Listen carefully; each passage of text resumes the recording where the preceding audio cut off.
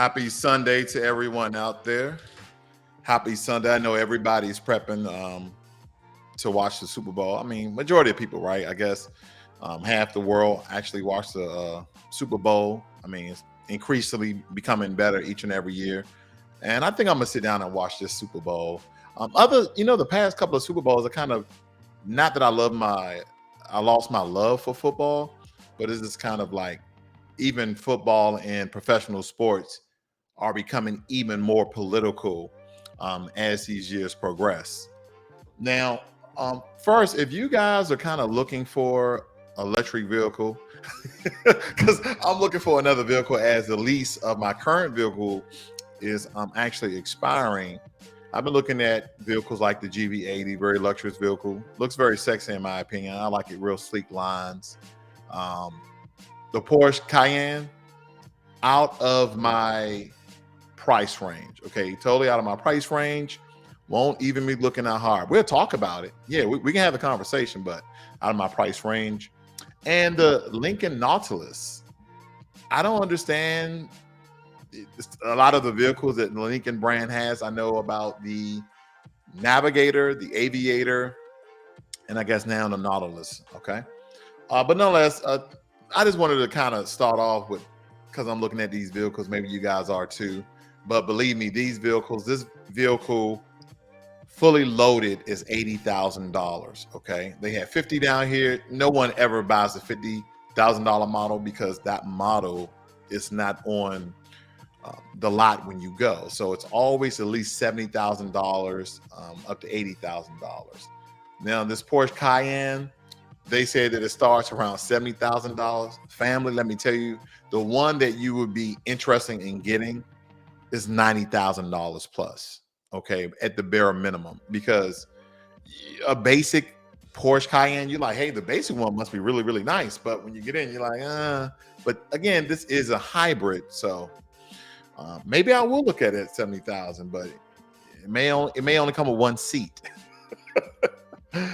Okay. And then the Lincoln Nautilus, let me see where they got this one at. Oh, it got around $45,000. Okay. I'm not too keen on American SUVs. We make a lot of good muscle cars. We make good pickup trucks. But some things, family, yeah, let's just keep it real. Last time you had an American car, it probably didn't turn out that well for you as far as in a sedan. Okay. Now, let's move on to other news. I know a lot of people have been talking about LeBron James breaking Kareem's scoring title.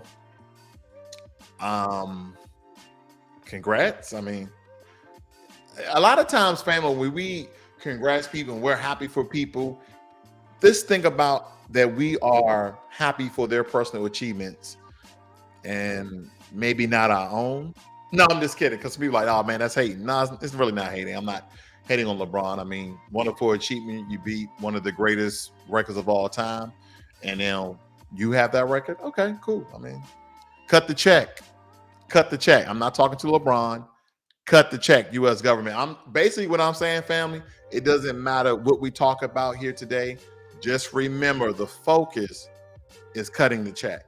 Okay, regardless if you agree with the narrative or not, it really doesn't matter. Let's move on. Now, this always hits home for me because this is what I've been saying for a very, very long time.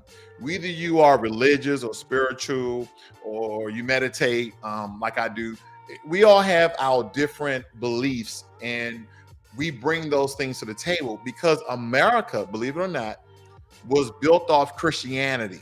Okay, it is within the very foundation and fabric of the religions and spiritual practices that we have in America. Now, one of those things we have to remember, family, is that I'm gonna say Joe Biden. I don't want to do it, okay, because he's not been the only president that allowed millions of different people in the country, whether legally or illegally. Illegally. But we have so many people within our United States mixing pot, and they bring their cultures, they bring their religions, right? So people are now speaking out, say, yeah. No, we're not doing that. We don't want you to be praying when you come to Colorado University. This is for Deion Sanders. And family, whether you agree with it or not. Because take, for instance, some of you are Christians, Muslims, Hindu, Buddhists, whatever, right? And then some of you have chosen not to follow any of those religions. Maybe you was in, then you got out, or maybe you was out and then you got in. But here's the thing. Bringing such a powerful tool that's considered within the Christian faith of praying for something is infringing on the indoctrination of them naturally evolving for themselves. You get what I'm getting at? When you really think about it, because when I was a child and I grew up, we grew up in a Christian household, so to speak. Now, because of my mother's poverty level, I really didn't go to church, but everything was about Jesus. Everything was about God. Then when I lived with my aunt, we went to church every Saturday. We come 7-day Adventists. Not her. She just sent me and my cousin. That's it. Me and my female cousin went to church for a very long time on Saturdays. And then because of that indoctrination, I'm going to tell you what I'm getting at. Because of that indoctrination, family, what occurred is I continued the cycle of being a Christian, right? Not having a mind for myself and let me choose my own way. See, it's weird because when you're outside of the Holy Bible, then you are lost. Then when you get inside the Holy Bible, then you're found. What I'm talking about, raise a child up as though they should go. That's in the Bible, correct? I don't know what verse, I don't know what chapter. But the point here is, why am I using this initially? And this is my counter argument to all of this, family, of this huge story, because America has been changed forever. Okay, America has been changed forever. We used to stand up and pray allegiance to the flag. Remember that? And then in school, we used to have prayer. They took that out. Why is this also important? Because the world is changing. The English church over there in Europe, the English church are now allowing gay marriages to happen in the church. This is huge when they're considering the European powers and what they're doing. But this has always been the narrative that they've been at, but they have made, unfortunately, us the face of homosexuality, which is what they've been doing for a very long time. We're also the face of the criminal class. But anyway, not to get sidetracked.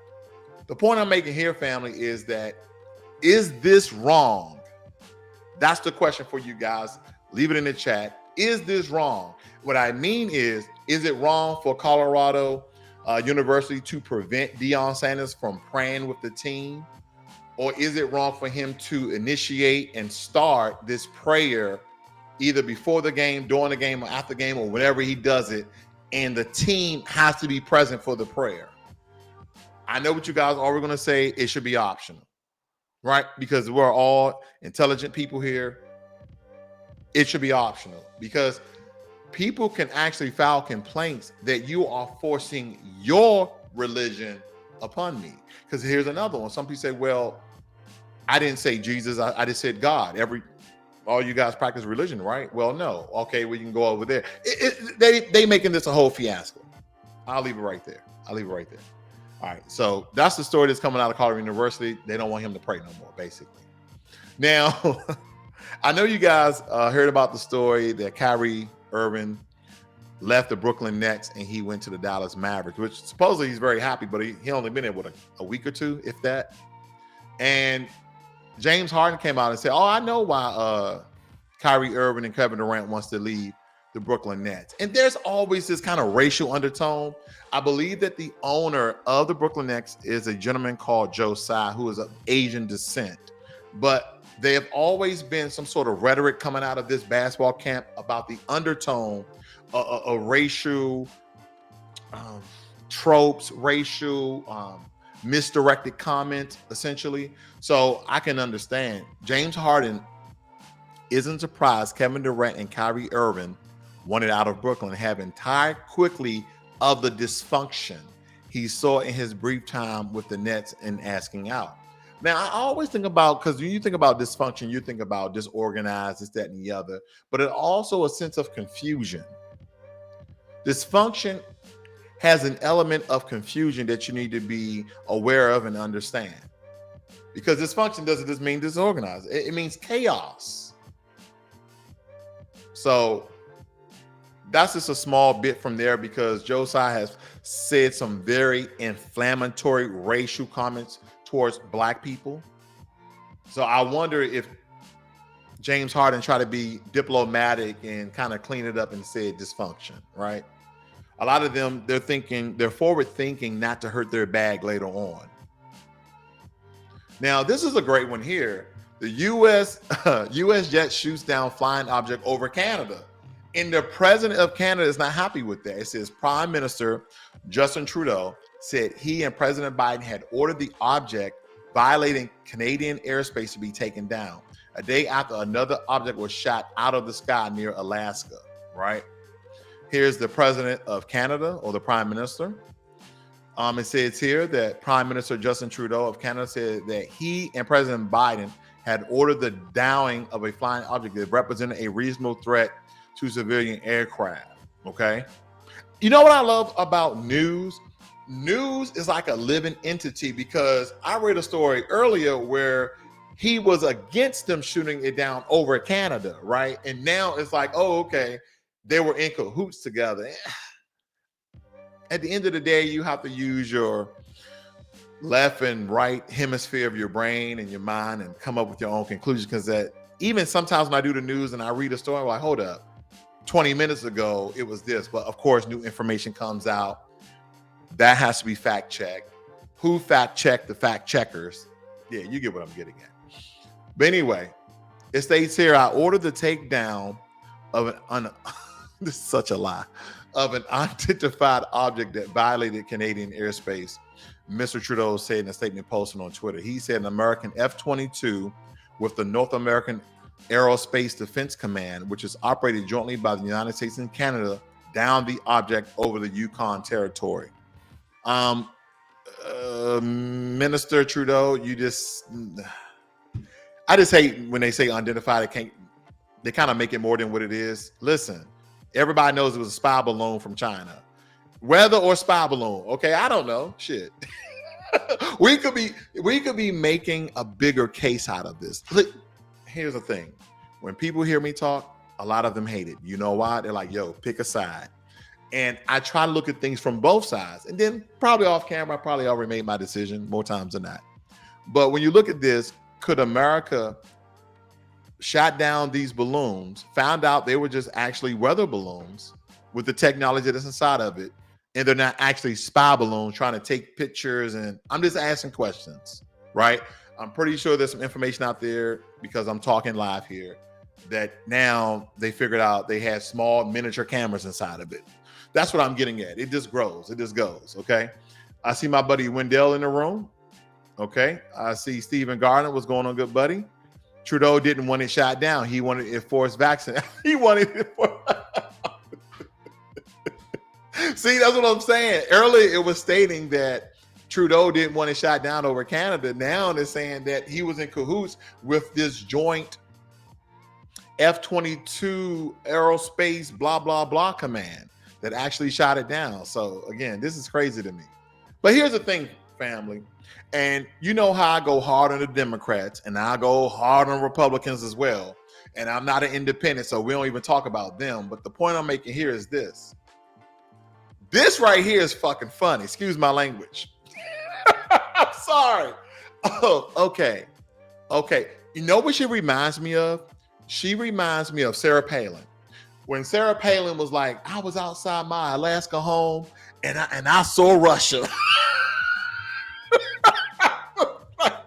That's the bionic woman, and unfortunately, she was a Republican female as well.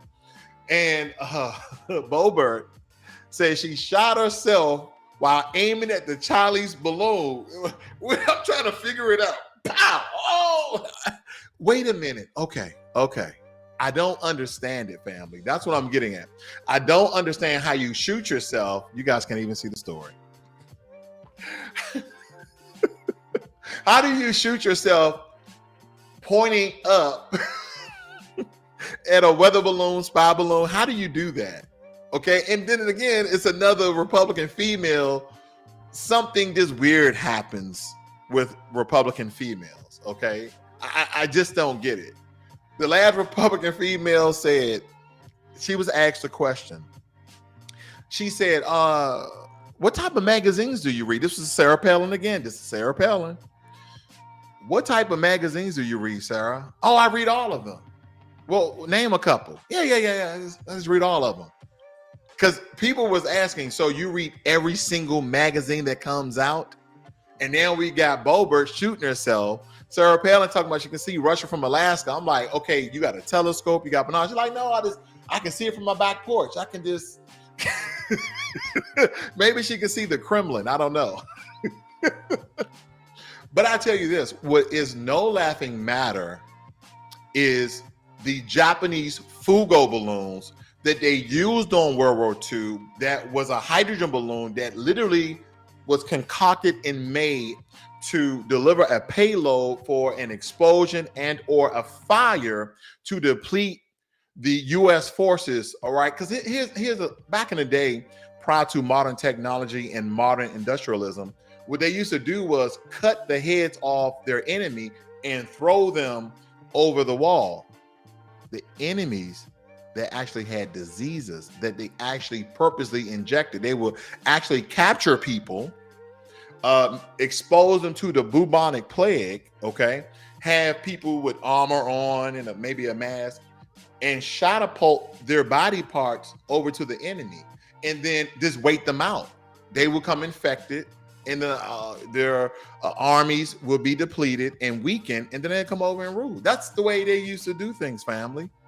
But as far as the balloons are concerned, they've been doing this in the Asian world since World War II. And I'm not talking about all Asian countries, all Asian people. No, we're specifically talking about World War II, where they used to drop these hydrogen balloons to essentially start fires and cause explosions, right? It states here, between November 1944 and April 1945, the Imperial Japanese Army launched about 9,300 balloons from sites, of which about 300 were found or observed in the U.S. and Canada, with some in Mexico. The balloons were carried by high altitude and high speed currents over the Pacific Ocean, today known as the jet stream, and use a sophisticated ballistic system to control altitude. Wow. This is back in the 40s. We had this technology, family. So you can only imagine what these governments have today. The bombs were ineffective as fire starters due to damp conditions, causing only minor damage and 6 deaths in a single civilian incident in Oregon in May 1945. The Fugo balloon was the first weapon system with intercontinental range, with its attack being the longest range in the history of warfare at the time. Now, they talk about how these balloons were so ineffective. I think sometimes we dumb down the information, or they speculate way too low. You ever heard speculation? Usually it's inflammatory and it grows like a wildfire, but sometimes they can speculate and they can kind of bring an undertone of the importance of the importance of the story. Nonetheless, if these were so insignificant, then why did they reclassify an all-black unit named Triple Nickel back in the day to put out these fires? They was known as smoke jumpers, right? It says here, its conversion, we're talking about the unit, its conversion from a highly trained and combat-ready parachute unit to the extremely dangerous role of smoke jumping, and their performance in one of the best-kept secret operations in World War II. This is from the Japanese Fugo balloons, okay? Now, smoke jumpers.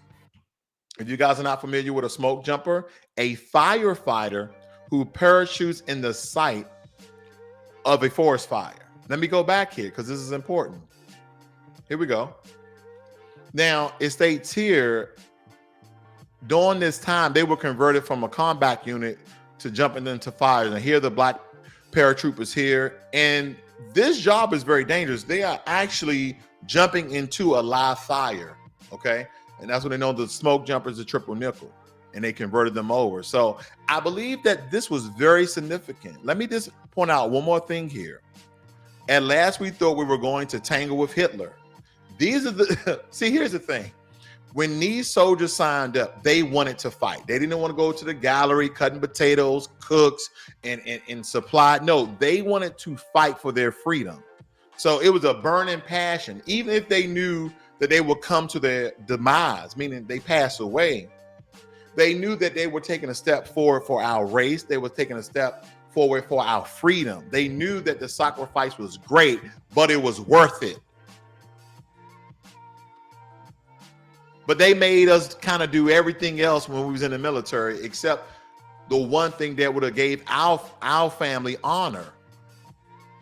Because a lot of times we get these black soldiers, we get these black airmen and black naval men, and essentially we're up front, we're getting awarded, we're doing all these great things, and we're stating we're doing this for our country. Let me tell you, more so than that, and I'm pretty sure there's other families that are non-black, they're doing it for their family. Yeah, the country may be in there somewhere, maybe number one, number two, but they're doing it for their family. That's what you always have to remember, that majority of people that serve, they're not just doing it for their country, right? That may be number two, number three, but for especially black people, they're doing it for them for their family. Okay, so please don't forget about these brothers who jumped in World War II and put out these fires that were called by the Japanese Fugo balloons. Okay, which kind of one of the first time we sorted these balloons out. But let me finish reading this very quickly. He stated, at last we thought we were going to tangle with Hitler, whose embarrassment at the 1936 Olympics of a black American named Jesse Owens was fresh in our minds. We eagerly anticipating pitting the Nazi against another group of black champions. In the book, The Triple Nickels, he going to say that. We soon found that we would not go as a battalion, but rather as a reinforcement company. The reason was simple. We had not trained or maneuvered as a battalion. Okay. The original orders authorizing the Triple Nickel said we would not begin such training until we had reached a strength of 29 officers and 600 enlisted men. This could have been achieved if commanders Army-wide had released volunteers and approved sources of requests for parachute duty. Okay, I don't want to sidetrack the story, but these are the smoke jumpers, family. Let's move on. Now, U.S. developed method to track China's spy balloon fleet within the last year. Family, let me tell you something about our government, our military. Ever since the Japanese made that Fugo balloon, we had information, we have research. Anything that our enemies think about, try to concoct, we counter those things. We have departments and agencies that try to outthink the thinkers. Case in point, I can't reveal any top secret information because I probably don't know any, but I'll say this. There have been many threats against the United States of America dealing with our water supply, how to poison our water supply, right? What biological agents can be submerged in water and grow 10 times the rate and affect as many people? And the reason why a biological agent would be more effective of deleting many people is because a chemical, it usually knocks you out the box immediately. It really knocks you out the box immediately. And trying to find a chemical that can compound in water and not be diluted, we have to think about forever chemicals. Forever chemicals, they just exist. But those don't have a really high acute level to really delete that many people. And before a mass majority of people actually get affected by it, we will find out and counter it. So we go back to a biological agent. Now, I'm pretty sure there's people in small clandestine labs around the world and caves and secret this and secret black sites, etc., trying to concoct a biological agent to be released on, on the public. Now, enemies against America and other countries, I'm pretty sure this is being done. The only problem is they're trying to find out how can it live in water, how long, how deep. And the reason why a biological agent being in deep water, why is that significant? It's because water has a pressure, right? That's why if you guys ever scuba dive, you go down to a certain depth, you have to come back up at a very slow rate in order, I forgot the name of the gas that releases from your body so you don't have the bends. I used to scuba dive back in the day, especially when I was a Marine. But nonetheless, it's very important that we understand the many ways that our enemies, our suspected enemies, our enemies that are our friends, allies essentially, can actually do to hurt us. And we have to counter those things. So they knew about this back in 1945. I'm pretty sure you would think that we had some sort of satellite, some sort of radio waves that we can essentially detect this. But they're stating like, oh, within the past year, America just started concocting advanced technology to detect these weather/spy balloons. Family, we already know that. Okay. Stephen Gardner says she was trying to shoot it through the hole she was digging to China. You guys are crazy. We got Jermaine Anderson in the room. Nice to see you, man. People are crazy. Oh, gosh. Let's move on. More in the news. Okay. Sorry about that. Now, I like to break up the monotony. Just the news is very, very random. We go serious, we go funny. Hey, it's a free fall, guys, just to let you know. Burning some time in before the Super Bowl starts in an hour here, nonetheless. This was great, though. I think this is a really good segue. Electric Ram pickup debuts in Super Bowl ad that pokes fun at rivals, sex drug commercial. This is a really classy sex commercial. Can I say that?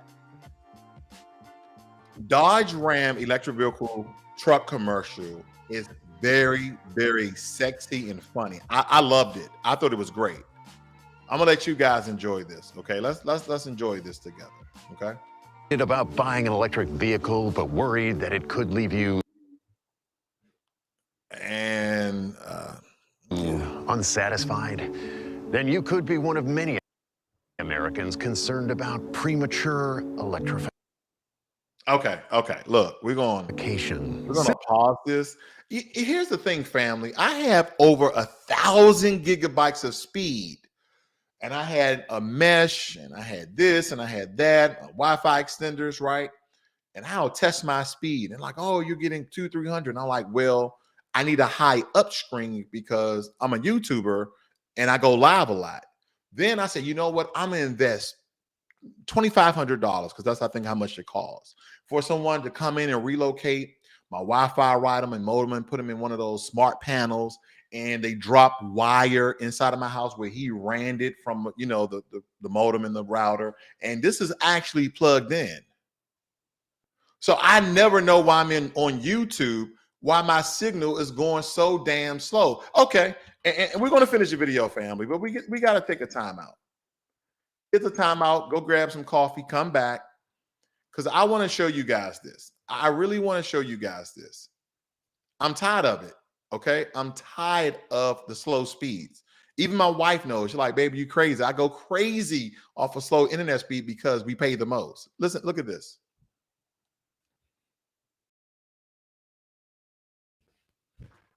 Fast. Not a gig, but this is fast enough. But this is the download. So we have to look at the upload, okay? Because essentially when you're streaming, you're uploading to the internet. We'll wait. Just give me a second, fam. We'll get back on topic, but family, this is the upload. Look how fast it is. So my only point is, and here's the thing, I built my own computer. This computer is fast. My wife was getting crazy with me because the computer that I built is $5,000. Like I put the best components in it that I could afford at my budget. In order to do so, I'm just, again, we go back, we're going to try it again.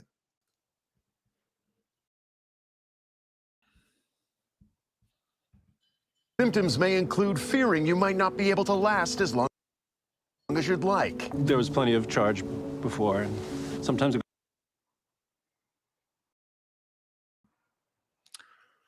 okay, you guys are goes away. A lot of times. I've been working a lot. Being unsure. Okay, we're not going to do it, if you have enough but power. anyway, people was making a big story out of them making a sex commercial that I thought was really, really funny.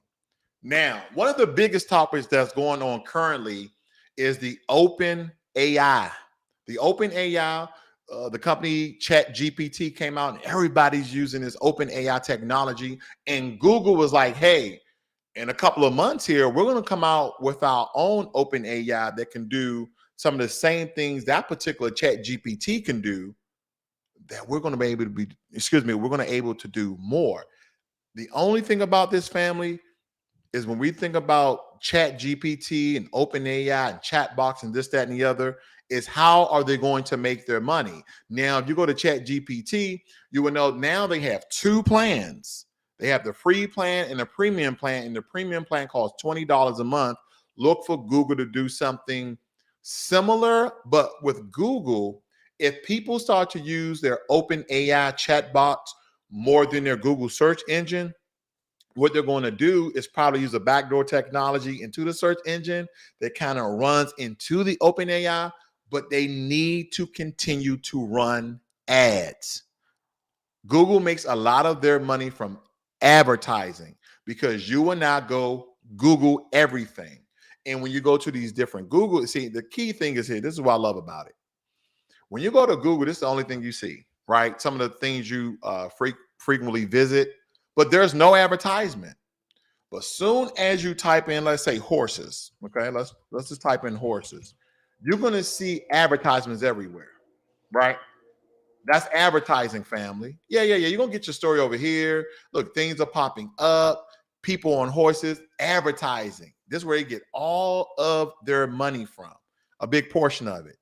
So just understand that. And if people start to using like the Chat GPT, Google's counterpart to that, they're going to have to try to figure out a way in order so they can keep running adware or advertising to make their money. So things like this are very big. Okay. I play around with Chat GPT all the time. And let me tell you, family, this technology has literally changed the game. When I was first showing my wife, she was like, yeah, hey, baby, to tell her, yeah, okay, that's cool. But when we started telling it to do things and tell it how we want it, family. Because last time I was on here, I did an example. This thing can write a resume, it can write a cover page, it can write a presentation, term papers, any format you wanted to write it in. Business plan, it can write you anything you tell it and how you tell it. You could type this, write a Black empowerment speech in a tone. Let's just okay. I know. I'm up here explaining it. Let's just try it. Okay. Let's just try it. Because the only way to really to have somebody understand this technology, is to show them. Okay. Is to show them. Like I stated before, this space is getting big, right? Chat GPT Plus is available in the United States. Again, they have a premium version. All right, let's check this out. Write a Black empowerment speech by a Black Southerner. Uh-oh.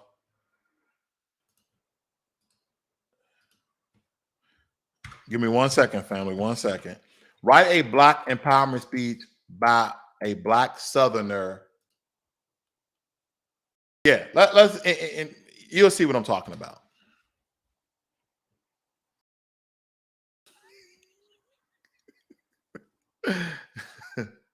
Now, of course, I got to read it, right? And I can read a little bit, not very good. Dear fellow Black Southerners, today I stand before you as a proud member of our community, proud of our heritage and proud of our history. We come from a long line of resilient and strong-willed individuals. It's going too much. Who have faced challenges and obstacles, but have never given up despite the hardships that we have faced. We have always found a way to endure and thrive. Today, we face new challenges as a community, but we must remember that we are more than capable of overcoming them. We must remember that we have the power to create change and make a positive impact in our communities and beyond. As Black Southerners, We have a unique perspective on the world. We understand the importance of community, family, and tradition. We understand the power of our collective voice and the impact that we can have when we come together. I mean, these president's going to start using Chat GPT. This sounds really good. I mean, saying a bunch of nothing, but it sounds pretty good. It is time for us to use our voices to speak out against the systematic. Here's the meat. See, this is like a real speech. You say all your niceties first, blah, blah, blah. Now we're going to start talking about the real issues in the speech. It is time for us to use our voices to speak out against the systematic inequalities and injustices that have plagued our communities for far too long. We must demand equality in education, employment, and housing. We must fight for criminal justice reform and to end to police brutality. And we must continue to celebrate and uplift our culture and tradition so that future generations can know and be proud of the rich heritage that we come from. My fellow Black Southerners, let us not forget that we have always been a powerful and influential community. We have the power to shape the future and create a better world for ourselves and our children. It is up to us to seize the moment and make a difference. So let's stand up together, united in our mission to empower our communities and create a brighter future for us all. Together, we can overcome any obstacle and achieve any greatness. Thank you. Thank you very much. No, please, everyone, have your seats. We got ribs, barbecue, and potato chips in the back. We couldn't get any water. It's from Flint. So anyway, it's not funny that their water's jacked up. Just making a correlation. But yeah, that's Chat GPT, family. Yep. So I won't go too far into that. We've covered that before. I know I said I was going to kind of do a video. I don't think I'm going to waste you guys' time with a video like that. Okay, let's see here. Thank you, sir. Got Jermaine Anderson on the job today. I do appreciate the moderation. Jay the Informant says, Southern boys, I can't do it. I can't do it. Stephen Gardner says, Biden should use ChatGPT. Come on, man. Leave. Oh, man. All right. Let's get back on the ground, family. We're almost done here. We're almost done.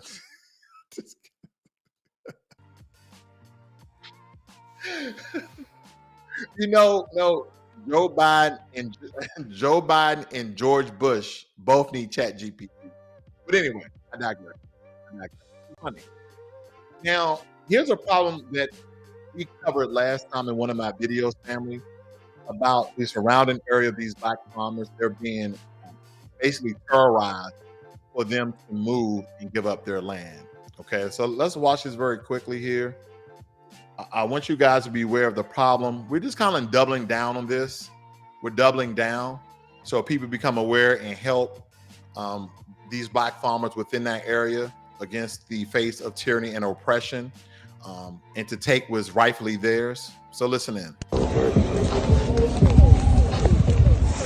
How much? About 12 grand worth for me. Gone. Ruined. You know what I mean? Because the motherfuckers and poison that you can't. Family, I know the video is kind of low, but he said that was $12,000 worth of meat and the cow was poisoned. Can't do much with it now. It's a hard pill to swallow, man. You wake up every morning and you do this for a living, know what I'm saying? But you got outside people working against you. Then law enforcement. Basically, he's running. I hear some music in the background. I don't want my video to get striked, but nonetheless, he's talking about some of the terrorism that's occurring to him and other Black farmers in the area, because there have been people come on their door talking about this is my land. He's been wrongfully incarcerated numerous of times only because he was making complaints. He was actually filing complaints. So there's a lot going on with this particular Black farmer who's been very vocal and very visible. So again, if you're in the surrounding areas, hopefully you can support that brother and some of the things he may need you guys help with. Okay. This is what I love. My brother Marcel Dixon, he's been on the show. He's been on, on the broadcast a couple of times, and states here, America First literally means take care of Americans first. Reparations are part of that. I can't agree. History Sheep reposting something of the FFA actually closing airspace over Lake Michigan because there's some sort of object that wasn't an anomaly that was found on radar or something. I don't know. ATLians, I don't know. Do we have aliens? I don't think none of us know. A lot of us would like to go back and forth about if they exist or not. But anyway, back to our brother Marcel Dixon. I think this piece right here will serve us good. I love the way the brother talks. Two things. One, I'm going to say James Baldwin is one of my favorite Americans, and he said, "I can't believe what you say because I see what you do." James Baldwin said, if they come for you in the morning, they'll be coming for me at night. So if any group in America knows what it's like to not have our vote matter, to be viciously locked out of having a voice, it's Black Americans. They've done it to us for centuries. Don't think that once they get through with us, don't think they won't come for you, because they will. But the Constitution, the preamble of the Constitution says the government doesn't have the power. The government only gets the power that we allow them to have. One of the sayings that really irritates me is when people say it is what it is. No, it's not. It is what we allow, and we ain't allowing this. Great Marcel Dixon, thank you. Correct. Now, let me speak on something I've been telling people for a very, very long time about. That ultimately, the people of these United States of America have the power. Even if you gave away your vote to whatever political party you felt was good for you at the time, right? Because then you lose power once you give up your vote. But here's how people regain power. Even if you vote, if the people banded together and stated that we're no longer going to follow this and follow that, I know it would be total anarchy, because then you won't never have absolute, right? But here's my point. Name one thing. Name two things that make up a country. Name two things that make up a government. You can't have one without the other. These are the only two things that truly makes up a government and truly makes a country. Does anyone know? I'll wait. Give you guys a couple of seconds to put in the chat. I can't agree more, Stephen Gardner. But anyone in the chat, what are the two things that it takes to make up a country and a government for that country to be governed as well? And I want you to put them in order too. There's 1 and 2. And some of you are like, well, that could be anything. It could be, no. Once I tell you the answers, then you'll know. Some of you may get it right though. Anyone? Talking to myself here? This thing on? Is this thing on? Somebody please answer. People and ideas. Okay. Now, I would have to say, not moving the goalpost on you. You already have the people, right? That's so. What makes up a country? You already got the people. Okay. Borders and protecting your citizens. Okay.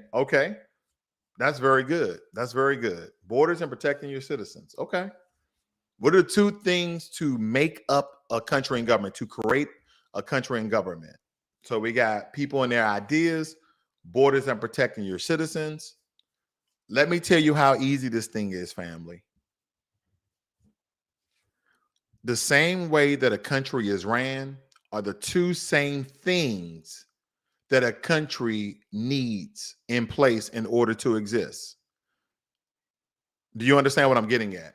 The two things that a country runs off of are the very two things that a country has been created on: taxes and laws. You cannot have a country or government without taxes and laws. I just want you to ponder on it, because some of you are like, oh, well, you can have a country with policies. Policies come from laws. Guess what a government needs in order to operate? It needs your money. If the American people, right, from rich to poor, told the government, and I'm talking about everyone, family, everyone, the organizations that do your W-2 and do your W-4, if they did like zero everybody out, the American people are going to take a stand and no one's going to pay taxes. This country will crumble. Because that means that government workers won't get paid, meaning government workers won't go to work, meaning that this country infrastructure will totally and utterly be demolished. Because no one's going to work for free. Think about that. These tax dollars on the federal, state, and local level, they're paying people. People are not going to be showing up to work. This country will fall. And then if no one obeys any laws, think about that. You could be paying taxes, but no one obeys any laws. It would be total anarchy. The stop sign says stop. You continue to ride right through it. Red light, you go on green. It would be total anarchy as well. So in order for a region or area of people that's banded together, if you notice, it doesn't matter what show you watch. I kind of went over this before. You can watch some of these post-apocalyptic shows. They always have this group where there's a president or a board. There's always someone in charge because people seek order. People actually seek good order and discipline. Even criminals who like to prey on people and businesses and organizations and rob people, they actually need people to be good citizens. They actually need people to be in good order and discipline in order they can do their wrong on them. But if everybody is just a killer and a murderer and breaking laws, and you can't think about a lawless country. That's what I'm getting at. A lawless country is not a country. It's just a piece of land that these people are now on. Just think about it. You need taxes to run the country, and you need laws. All right. Here's another bit from Marcel Dixon. Southern, the Republicans are public enemy number one. That's how I was raised to believe. I never believed that. I believed that they were all awful. I called them the Democrats and that if you're black and you're Southern, the Republicans are public enemy number one. That's how I was raised to believe. I never believed that. I believed that they were all awful. I called them the Democrats and the Republicans. I hated both until I did my research. So I looked up some of the things this gentleman was saying to Clyburn. He said that black Americans had lost 90% of our land, 20 million acres, from 1901 to 1997. Now, 1901, America was doing all type of awful things. But I was like, what's the excuse for that? 1965, I found out we had been voting for the Democrats 90% or more since 1965. Facts. We have less land than we had during then. We own less homes now. Our wealth is going backwards. Our kids are killing themselves more. Our schools are a mess. And I said, wait a minute. So Clyburn is on television talking about illegal immigrants, how they deserve to become citizens, how they deserve to get houses. Exactly, boo, definitely. How they deserve to get houses, how they deserve to get resources in healthcare and transportation. And then he said, the dreamers. And I said, the dreamers? Then I realized Trump was right. Americans are dreamers too, okay? Now, and people say, oh, you a Trump supporter. I said, what if I am? I said, I support what's right. What's right, it was right, and wrong is wrong. I said, how dare Clyburn be a black man? Now, first of all, if you are a politician, you're supposed to represent everyone. I don't see party, I see the people. You don't go up in Congress representing Republicans or Democrats, you're supposed to represent the people. But I said Clyburn, to be a black man who grew up in the South at a time when there were horrific things happening, for his district to be 49 to 60% black, he's talking about illegal immigrants deserve the American dream, while his constituents, but especially his fellow black Americans, we're living the American nightmare. I said, that's gonna stop. Wow.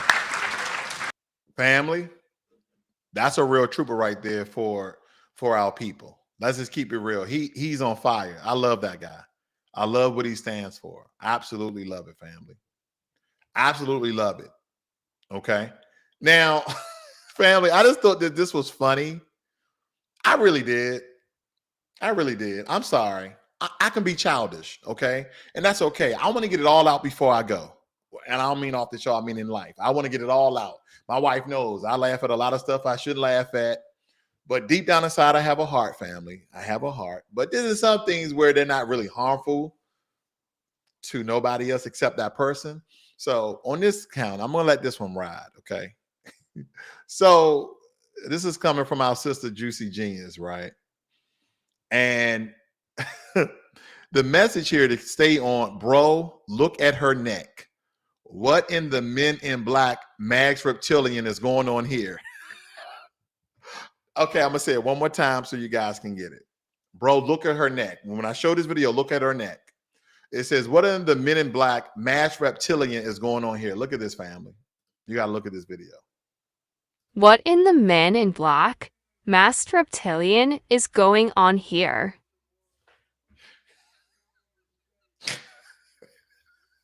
That's not even a turkey neck. That is Kamala Harris' neck, guys. I didn't even look at it when I was looking at the State of the Union. I didn't even see that. But people just do the weirdest things. Who would just zoom in on Kamala's neck? Oh, God. They're trying to focus. Oh, my God. That looks horrible. Oh, man. You know, the funny thing is, the only thing I can think of is that people in politics and people in entertainment, because even Joe Biden, they look like they went to a place where they got their face tightened, where they pulled the skin back, right? And then I guess that extra skin goes down into their neck.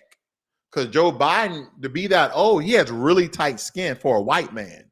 You know, usually they're wrinkled the hell up. Isn't Joe Biden like in his 70s, late 70s? So when you think about his family, they're going to like these Hollywood plastic surgeons, and they're pulling their skin back and they're putting it down in their neck.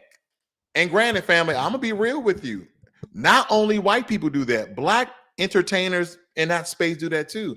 These are really weird people. And here's the thing. I guess if you have all the money in the world or access to all the money in the world, then what else you gonna do with your time?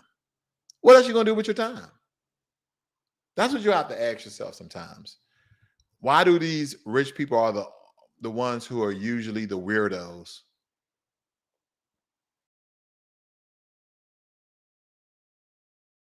Now, in this story, family, I hate to kick a dead horse, beat an old drum, but this continues to happen to our people each and every day.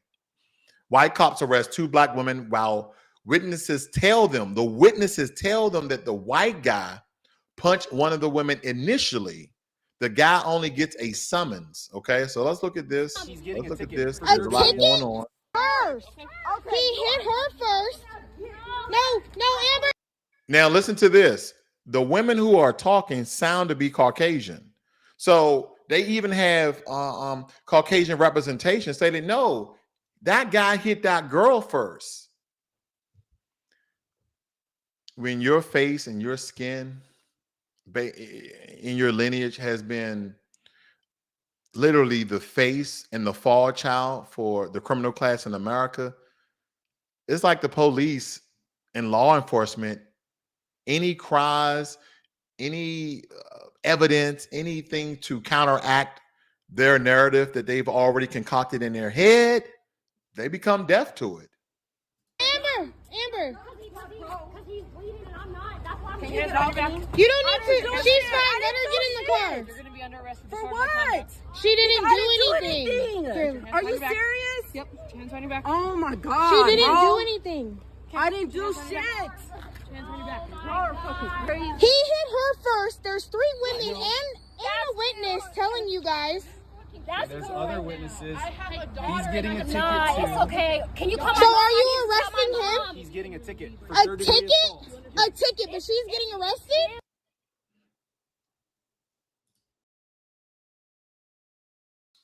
So, of course, we don't know the whole story here, family. But what we need to understand is that he initially hit her. And they're locking up the two females there. I don't know what's going on with that. Wow. But family, this has to stop. And I'm going to be real with you. We need a lot more of us pounding the pavement. We do. We need a lot more of us pounding the pavement. We need a lot more of us speaking out.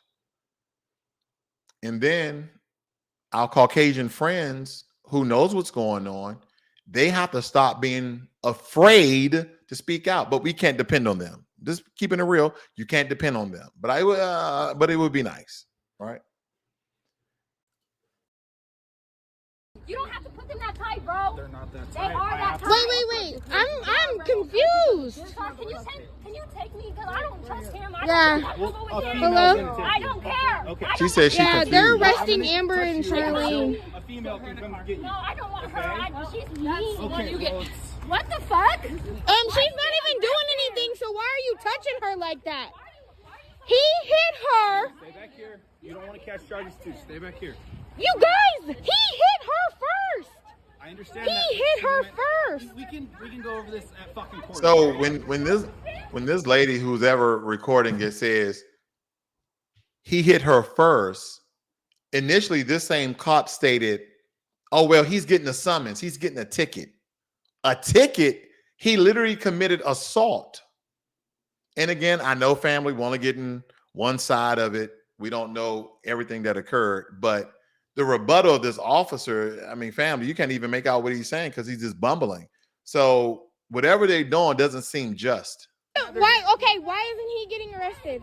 She's on the phone right now. No. He just told me he's only getting a ticket. It's the same thing. I like how the other cop walked away. You see the other cop? Because she asked a direct question. Why is she getting arrested? The other cop was like, yeah, I'm going to go ahead. I got a family and kids at home. Let me get out of here. A ticket? Is he going to jail? Is he going to jail? Is he going to jail? Not county jail. So he's not going to jail, but he... And the problem with these cops, they're so cocky and arrogant. He laughing. She's like, is he going to jail? Is he going to jail? Is he going to jail? He said, not county jail because he's the county jail cop. He's like, I'm not arresting him. hit her first, and she's a woman, and he... Okay. At the end, see, I hate when people bring the whole sexism argument into the conversation. It's like, he hit her and she's a woman. It doesn't matter. Ma'am, I wish I was a police officer because he'll be locked up because it doesn't matter if it was a he or she hitting whoever. It's assault. Assault. This ain't Washington State where two people was on the street and they said, hey, I want to fight you. And the other guy said, I want to fight you too. Because did you know in Washington State, they have a mutual combat law, meaning that if both parties agree, you can actually stand in a fight, fist fight, stand in the street and fist fight. I don't know if you guys knew that. In a lot of these states, stand your ground, mutual combat, that if you both agree to have a fist fight, then you can have it right there on the public streets. I've seen it in Seattle, family, and the police won't intervene until somebody gives up or unless somebody gets knocked out. If the police is catching you, you don't have to call the police, nothing weird like that. But if the police come on you and you yell out mutual combat and y'all just fighting, they're going to let you fight as long as you don't destroy anyone's property, someone's car, someone's business. They're going to let you fight. It's called mutual combat law. Yep. There's some states there that will actually allow you to fight. Okay. So, but family, that's all what I had this late afternoon. I know that the game is about to start here. Everyone's getting their knickknacks and chip chaps. I'm just going to read some of your notes here. Jay, the informant said need to reach out to Q. That would be a good look. Is Dixon an independent? No, Stephen. Here's the thing about Marcel Dixon. He's been on my broadcast twice here. He runs on the Democratic ticket, but a chunk of the things that I know that he will go after will probably look Republican. If you ever heard him speak or talk, Guys, let's go back and look at one of my last videos of Marcel. Look at my last interview of Marcel. And he basically says the reason why he runs on a Democratic ticket is because Black people systematically vote Democrat. Right? Because when you're living in a system of white supremacy and running as a Black queer man like Marcel, automatically you're not going to get a lot of votes. But if you can appease to your Black congregation, you can appease to your Black demographics, you can appease to your Black community, then there's a good chance you can get into office. If they could essentially bypass your lifestyle and really hear what you're saying and the policies that you will produce, he will get elected to be a congressman, the 6th Ward of California, where Jim Crow Clyburn is currently sitting at. I believe Marcel's for the people and the good of the people.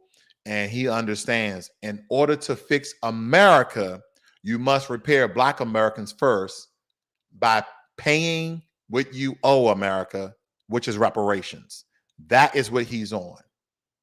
You know, not to get into this argument, family, but I'm just going to address this. I kind of have to address this every time I talk about reparations. You always have people come out the woodwork, no matter their color, no matter their race, no matter their ethnic, always trying to counter and deflect that particular argument. Let me just tell you this. We're not going to talk about slavery, Jim Crow. You already know those. If you're so hard pressed against reparations for foundational Black Americans, U.S. freedmen, descendants of American slaves that are melanated in this country, and what we have done and built and bled and shed for this country, then I want you to have the same energy and the same argument for those Native Americans that are still receiving reparation till this day, that pay no taxes in this country. I want you to bring that same energy and argument to them of their land being stolen and we building the land, and that we've been fighting for umpteenth amount of years to get what is owed to Black Americans. Why you guys are oppressed? You guys are lazy. You guys are in hoods and ghettos. You live in slums, and nobody knows the history of Black Americans in this country. See, the problem with this country is the mass illegal immigration. Because first they come over here, no knowledge of Black Americans, only white people. And then even those who become naturalized and become citizens in America, they don't have a course on Black history. They don't have a course on Black contributions, all the inventions and engineers that we've created the first in. The very foundation and the fabric of America was built on the backs and blood and the voices of Black Americans thumping the ground each and every day. That don't go on.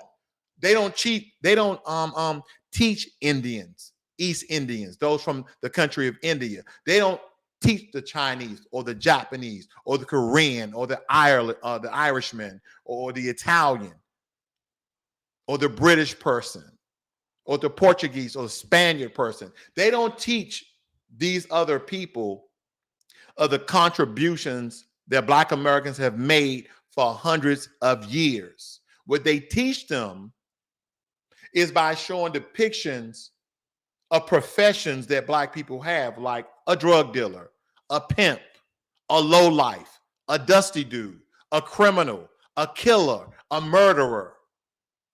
That's what they do.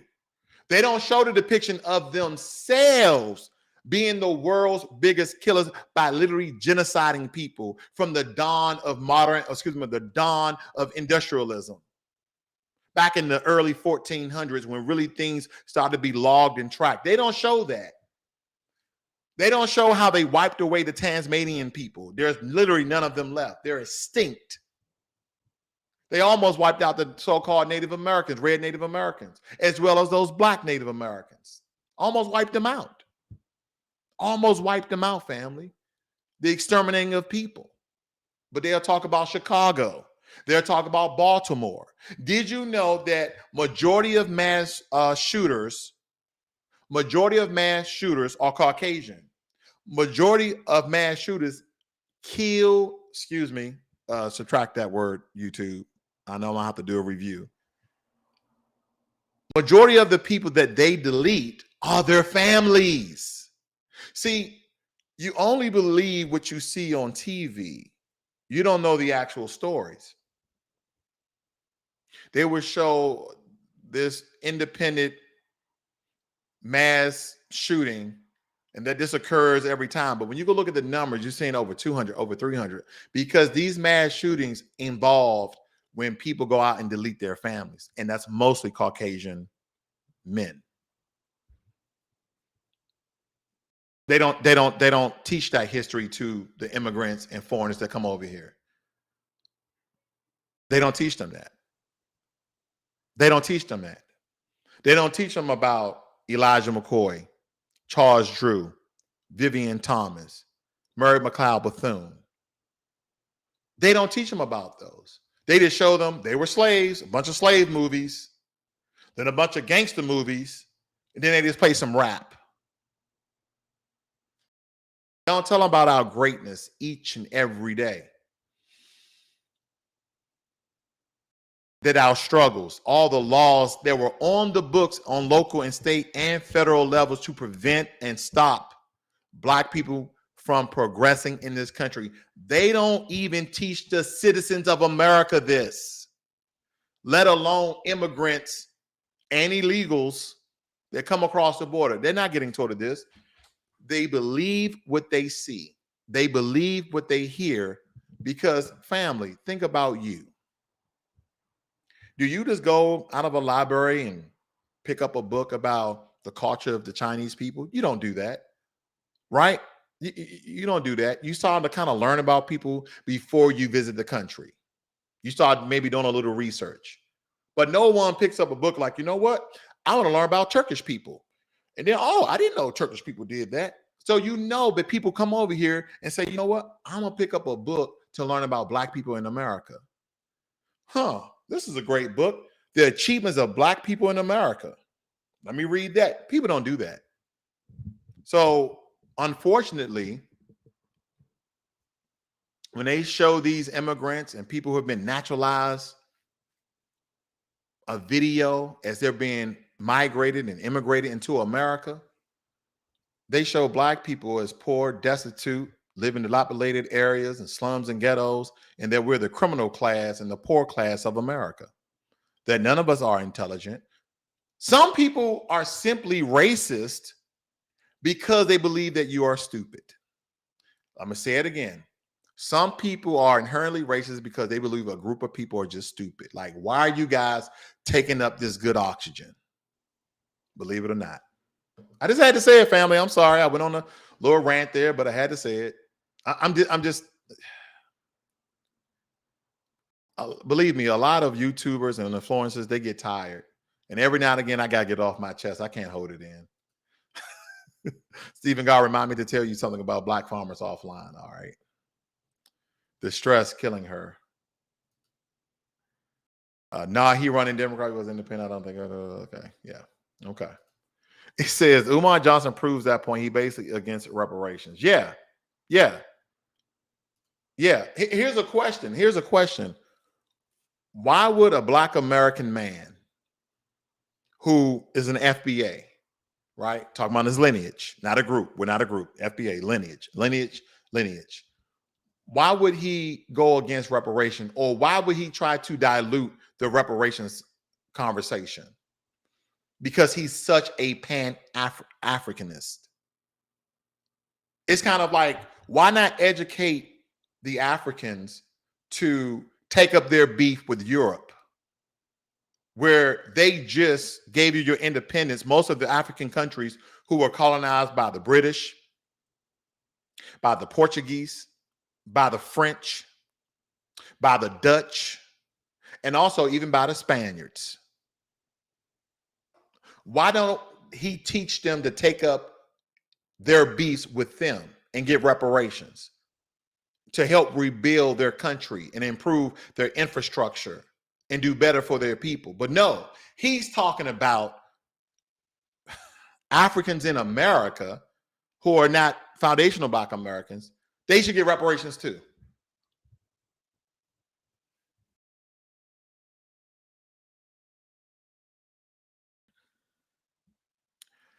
That's why a lot of people are creating distance with Umar Johnson. He's getting, listen, he sounds very intelligent, right? He's a much better speaker than I. But you know what makes you stupid? Stupid comments like that. Stupid comment. I used to, family, you kind of know my world, who I follow, who I operate. Professor Black Truth, TD Hip Hop Media, Tariq Nasheed, the Black Authority, Philip Scott, Tory Rain. I listen to a lot of people, right, within the Black empowerment space, who's beating the door on reparations.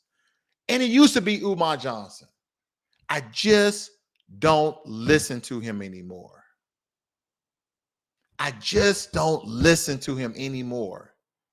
He sounds so intelligent. And I know he's probably a whiz at child psychology. And I wish the brother all the best with his school and building that all up. But